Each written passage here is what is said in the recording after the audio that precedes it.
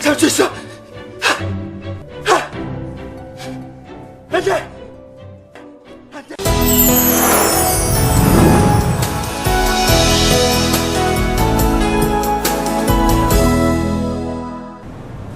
조금 전 벌어진 상황. 혹시 드라마의 한 장면이나 남의 일이라고만 생각하고 있진 않으신가요? 하지만 서울 곳곳을 누비는 구급차 안에선 흔하게 일어나고 있는 일입니다. 이렇게 죽음을 눈앞에 둔 위급한 상황에서도 아주 간단한 조치 하나로 귀중한 생명을 구할 수 있다는데요. 혹시 알고 계셨나요? 심정질환, 평소 정상 기능인 심장이 심질환 및 부정맥 등으로 일시적으로 갑자기 정지된 상태를 말합니다. 이때 체내 혈액순환은 정지되고 뇌와 폐 등 중요 장기에 심각한 손상을 일으키게 됩니다. 4에서 6분가량 이런 상태가 지속되면 뇌의 기능이 정지되고 결국 생명을 잃게 됩니다. 때문에 심정지가 오면 즉각적인 심폐소생술이 필요합니다.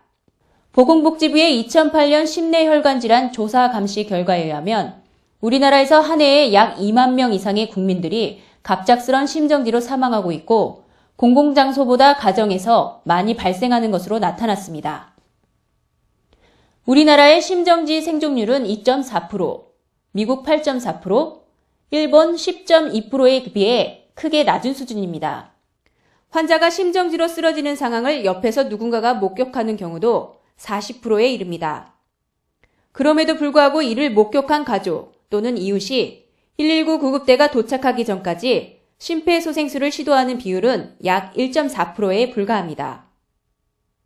이런 이유 때문에 일반인들도 심폐소생술을 평소에 익혀 대비해야 한다는 목소리가 커지고 있습니다. 저는 그때 당시 동작역 9호선 동작역 안전관리실에서 근무하고 있었던 고객안전원이었고요. 그때 당시 CCTV 화면에 한 고객분이 열차에서 다른 사람들로 부축을 당해서 끌려나오는 모습을 목격하였습니다. 일단 상황이 급하다는 걸 인지하고서 바로 개차역을 뛰어넘고 승강장으로 내려가서 상태를 확인해 본 결과 호흡하고 맥박이 멎어 있었습니다. 바로 심폐소생술이 필요하다는 판단이 생겼고요. 신발끈이나 졸라매고 있는 혁띠를 풀고 119 구조대 대원들이 올 때까지 계속 심폐소생술과 인공호흡을 실시하였습니다. 예, 저도 그 소식을 듣고 정말 다행스럽다고 생각했습니다.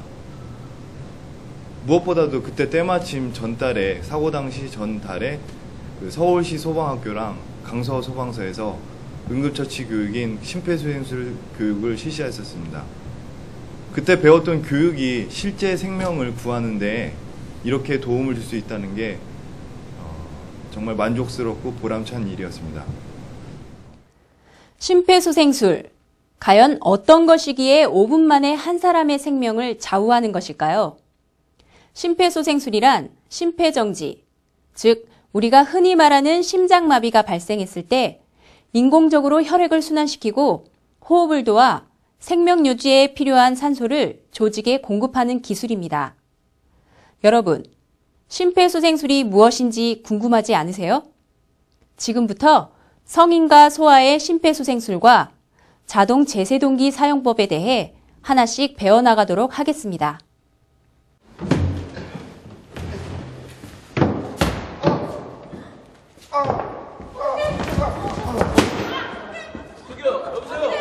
정신 차려! 삼촌 이리 좀 와보세요! 여기 심정지 환자로 의심되는 사람이 있습니다. 환자의 반응이 없고 호흡이 없거나 비정상적인 호흡을 보인다면 심정지 상태로 판단합니다.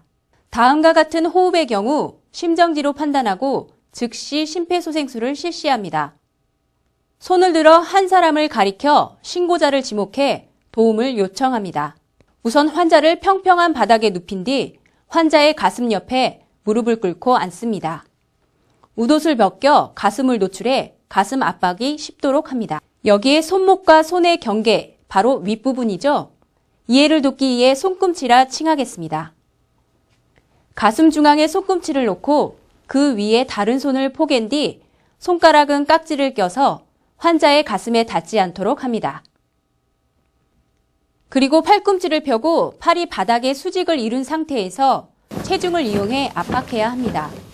팔꿈치를 곧게 펴서 환자 가슴을 5 내지 6cm 깊이로 수직으로 누릅니다. 압박 후엔 가슴이 원래의 위치대로 오도록 힘을 빼줘야 하고요. 이렇게 1분에 100회의 속도로 30회 반복합니다. 하나, 둘, 셋, 넷, 다섯, 여섯, 일곱, 여덟, 아홉, 열, 열하나, 열둘, 열세, 열네, 열다섯, 열여섯, 열일곱, 열여덟, 열아홉, 스물, 스물하나, 스물둘, 스물세, 스물네, 스물다섯, 스물여섯, 스물일곱, 스물여덟, 스물아홉, 서른. 기도의 유지는 한 손은 환자의 이마 위에 얹어서 머리를 젖히고 한 손으로 턱을 들어 올려줍니다. 턱, 귓볼, 바닥이 수직선상에 오면 충분히 기도가 유지되었다고 할 수 있습니다. 기도를 유지한 손을 그대로 한 채 1초 동안 가슴이 부풀어 오를 정도로 2회 숨을 불어넣습니다. 가슴이 상승하는지 확인합니다. 너무 빠르거나 강한 압력의 호흡은 피합니다. 여기서 잠깐 자동 제세동기에 대해 알아볼까요? 자동 제세동기는 심정지가 발생한 환자의 심장을 전기적 충격을 통해 소생시켜주는 장비입니다. 사용 방법이 아주 쉬워 누구나 쉽게 사용할 수 있는 기기로 구급차가 도착하기 전이라도 심정지 환자를 살릴 수 있는 아주 중요한 장비입니다. 심폐소생술을 시행하는 도중 자동 제세동기가 도착하면 먼저 자동 제세동기를 심폐소생술에 방해가 되지 않도록 위치시킨 뒤 전원 버튼을 누릅니다. 이후 2개의 패드를 포장지에 그려져 있는 대로 환자의 가슴에 단단히 부착합니다. 제세동이 필요한 경우라면 제세동이 필요합니다 라는 음성 또는 화면 메시지와 함께 자동 제세동기 스스로 제세동 에너지를 충전합니다. 이후에 제세동 버튼을 누르세요 라는 음성이나 화면 지시가 나오면 환자와 접촉한 사람이 있는지 확인한 뒤에 제세동 버튼을 누릅니다. 제세동을 시행한 뒤에는 지체 없이 심폐소생술을 다시 시작합니다.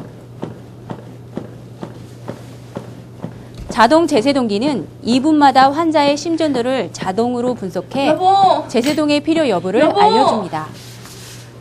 119 구급대가 도착하거나 환자가 회복돼 깨어날 때까지 심폐소생술과 제세동을 반복 실시합니다.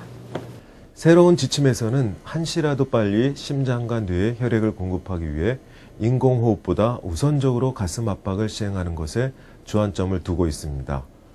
일반인 구조자가 인공호흡이 부담스럽기 때문에 심폐소생술 시행을 꺼려하게 되고 또한 인공호흡을 하느라 가슴 압박까지 시간이 많이 소모되는 단점을 보완한 것입니다. 한편 심폐소생술 교육을 받지 않았거나 심폐소생술 교육을 받았으나 인공호흡과 가슴 압박을 자신있게 할 수 없다고 생각하는 사람 또는 인공호흡을 꺼려하는 사람은 가슴만 압박하는 소생술을 시행할 수 있습니다. 인공호흡을 하지 않고 가슴만 압박하더라도 환자의 생존율을 높일 수 있을 뿐 아니라 좋은 신경학적인 결과를 가져올 수 있습니다. 어떤가요? 의외로 어렵지 않으시죠? 다시 한번 되짚어 보도록 하겠습니다. 가슴 중앙에 손꿈치를 놓고 손가락 끝이 환자의 가슴에 닿지 않도록 깍지를 낀 모양, 그리고 수직으로 편 팔, 기억하시나요? 그리고 5 내지 6cm 깊이로 분당 100회의 속도로 30회 실시합니다. 소아의 심폐소생술에 대해 알아보겠습니다. 소아는 1세부터 8세까지의 어린이를 말합니다. 성인과 소아의 차이점은 가슴 압박의 깊이인데요. 소아의 경우 가슴을 5cm 압박하는 것 외에는 성인과 동일합니다. 2008년도 응급의료에 관한 법률에 선한 사마리안 법이라는 면책 조항이 도입되었습니다. 즉, 생명이 위급한 응급환자에게 응급처치를 제공하여 발생한 재산상 손해와 사상에 대하여 중대한 과실이 없는 경우 민사 책임과 상해에 대한 형사 책임을 지지 아니하고 사망에 대한 형사 책임은 감면합니다. 우리나라도 외국과 같이 선의의 구조자를 보호하는 법적 근거가 마련된 만큼 심정지 환자의 소중한 생명을 구할 수 있는 심폐소생술을 적극적으로 시행해 주시기 바랍니다. 심정지 응급처치는 심정지가 발생한 사람을 처음 발견한 목격자의 역할이 매우 중요합니다. 심정지 시 최초의 목격자인 여러분이 반드시 해주셔야 할 3가지. 일단 침착하시고 신속한 119 신고. 신고 후 심폐소생술을 시행하는 것입니다. 누구나 쉽게 배울 수 있는 심폐소생술. 나의 가족은 물론 다른 사람의 생명을 구할 수 있는 만큼 평소 지속적인 관심과 실천 의지가 무엇보다 중요합니다.